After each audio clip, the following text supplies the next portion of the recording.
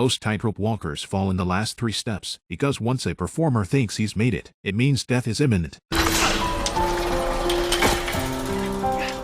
The circus master looked indifferently at his apprentice struggling on the tightrope. This was the last lesson he would teach his apprentice. Hubris can't get you killed. I'll give you this lesson for free. But no one could have imagined this half-baked, unprofessional apprentice would become the first to walk a tightrope on the Twin Towers of the World Trade Center. 110 floors, 541 meters high. No protection whatsoever. Cars on the ground are like ants. But this man dances on a suspended wire. He is the acrobatic artist known as Madman, Philippe Petit. If you feel lost about the future, why not read this true story? It may change your attitude towards life. Born in Paris, he grew up with a love of tightrope walking. He wrapped twine around to trees. Loop by loop, he slowly went from starting with 5 pieces of twine to 1. Not content with that, he decided to try real tightrope walking, so he snuck into a circus and climbed to the top. Just as he was about to take his first step, he was spotted by the circus master. The circus master grabbed a shovel to teach this particular thief a lesson, but seeing Philippe's outstanding acrobatic talent, the circus ringmaster loved his talent and took him under his wing. Respect is the first lesson the ringmaster teaches. Respect for the audience, respect for life, respect for the wire. But Philippe's flippant behavior showed he didn't take the ringmaster's word seriously. You must respect the audience. Without the audience, there is no show. That's what you have to understand when you perform in a circus. Well, I don't want to perform in this circus. I'm not a ridiculous clown in a circus. I'm an artist. And so it was that the young and impetuous man learned nothing. He was kicked out by the ringmaster. Riding a unicycle, he began a career as a street performer. By chance, he read in a magazine that the news of the imminent completion of the Shimao Twin Towers. With just one look, he was mesmerized by this building, which was then considered the tallest building in the world. Even the Eiffel Tower was 100 meters lower than him. It drew a black line between the towers. An unrealistic dream was born. He must walk on the wire above the towers for the rest of his life. When his girlfriend, who was a street vendor, found out about this outrageous dream of his, not only did she not object, she said, "This is your dream. You must realize it. Don't worry about people saying you're crazy, because I'll be a crazy person with you." He was given to trees at school to hang from and practice. Just when he was showing off his skills in front of his photographer friend, the unsteady wire suddenly fell. That's when he realized that wire hanging wasn't a simple task, so he went to the circus master. But Philip was no longer a member of the circus. How could the circus master teach him the secret? He had learned it all his life. But because of his insistence and the payment of tuition fees, the circus master reluctantly agreed. It turned out that there was a piece of wood between the cable and the mast, which was a cushion for the mast. When the mast bends, the cable won't break. The troop leader arranged for him to do his first rope walk in a small village. But at the same time as him there was a fishing competition. Rope walking required absolute concentration. The noise from below made it difficult for him to keep his balance. Philip! Despite falling into the water, he followed the chief's instructions. He struggled to his feet and saluted the spectators and the rope. This failure made him turn his attention to Notre Dame de Paris. It was the only way he could save his reputation. At night, he sneaks into Notre Dame and ties a fishing line to a juggling ball. Then he threw the ball to a teammate on the other side of the building. Then he tied it in rope to weave himself between the towers. Then he tied the cable in the same way as above. When the first wave of pedestrians arrived, Philip began his juggling act. He succeeded. The first to do so. Amazing illegal juggling. The first taste of success. The feeling transported him to a completely different world. But the next moment, he was making local headlines. It wasn't long before they arrived in New York City. When they first saw the Twin Towers, the tallest buildings in the world, they were shocked and horrified. Look at the size of these things. Calm down. I don't think it's possible. There was no sign of success.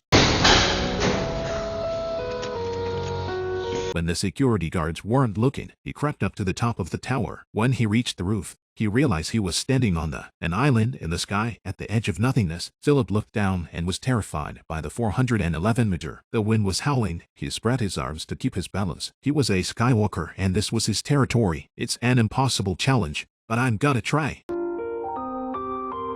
They're modeling everything that could happen. The troop leader also pointed out the location of the ropes. He's more concerned about his protege's safety. He advised Philip to wear a safety harness. Anyway, performing at such a high place, the people on the ground would treat him like an ant. But Philippe felt it was an insult to his art, an insult to his dreams. He didn't want to deceive the audience like a coward. When he couldn't be convinced, The headmaster gave him his heirloom tape measure and all the tuition Philip had paid. Now my secret was our secret. Over the next few days, Philip began to train. He had his girlfriend swing the wire to simulate heights, to work on his balance. The distance between the ends was too great. It was impossible to throw the wire to the roof of the opposite building. As a tow line for the wire, then the photographer tied the fishing line to the arrow and started practicing his archery skills. Every day, Philippe disguised himself as various professionals into the World Trade Center. He would find out the actual numbers of the two buildings. On this day, he didn't look accidentally stepped on a nail. This made it difficult for him to walk, but instead of giving up, he became more confident. When he came to the World Trade Center again, he met a fan in the elevator. He had seen Philip perform at Notre Dame. He happened to work here, with access to the stairwells and the bottom of the towers. So Philip had an idea. He invited the fan to dinner and then told him about his plans, and invited him to join his team. The fan was also a fast talker and agreed immediately. In order to make the plan go smoothly, Philip enlisted the help of a few companions. The day before the show, they entered the building disguised as deliverymen. Then they managed to move the equipment to the roof of the building. They found the fishing line that the photographer had lost. They were ready to build the wire, but just then, the other side of the building partner accidentally let go of the wire. The heavy wire quickly began to slip, but Philip's reaction was quick. Philip quickly secured the wire and raised it back up, but the wire rose very slowly. This made the other partner give up out of fear, leaving the photographer alone. But he didn't give up just because his partner left. After a long night of hard work, they finally raised the wire before dawn. Despite his fatigue and the bandages on his feet, he didn't hesitate to step up to the barbed wire between the clouds. At a height of 417 meters, he looked straight ahead. Then, one step at a time, he carefully moves forward. When the clouds cleared,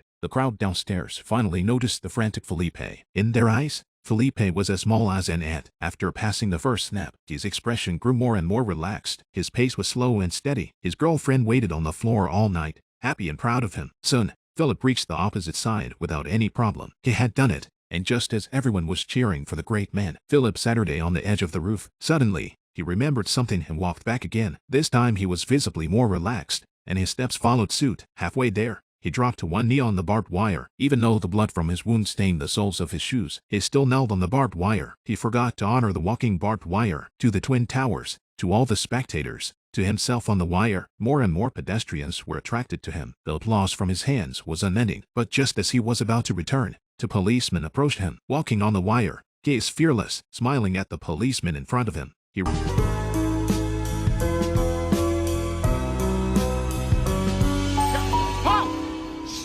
returned to the center. He did a move that all tightrope walkers dare not do. He looks down at the ground. He kneels on the balance bar and spreads his arms out wide, feeling a calmness like no other. The police are getting more and more. Now he is one with the wire. He dances gently, rubbing back and forth on the wire, performing to the police in front of him. Blocked on either side, he confidently displayed his stunts, hands on his chest, standing on one foot on the wire. That wasn't all. Then, he crouched down on one foot, sitting on the thin wire. He even leans back and lies down at a height of 541 meters. At this moment, the sky is his eyes and the white clouds sing to him. A white dove suddenly appears. He realizes that it is time to end this amazing journey. But as he returns, a patrol plane breaks his rhythm. His wounded foot even stains the sky. Firmly, he adjusts his rhythm. When I feel doubt, I can end. I hung my head and was demoralized. I decided as I left the wire and the Twin Towers to strike a triumphant pose with one hand on the back of the pole. I walked forward to the building, but on the last 3 steps, his legs were shaking and he seemed to lose his balance. As it turned out, it was just a little joke on his part. He remembered the chief's instructions. When he'd got up, he threw the balance stick to the policeman as a curtain call for his performance. My name is Philippe Petit, and I'm a tightrope walker. 尽管他被逮捕了，可所有人都被他那梦幻的表演震撼。 I gotta tell you, what you did was something. I know I'll never see anything like that again in my life. You got guts, pal. Good job.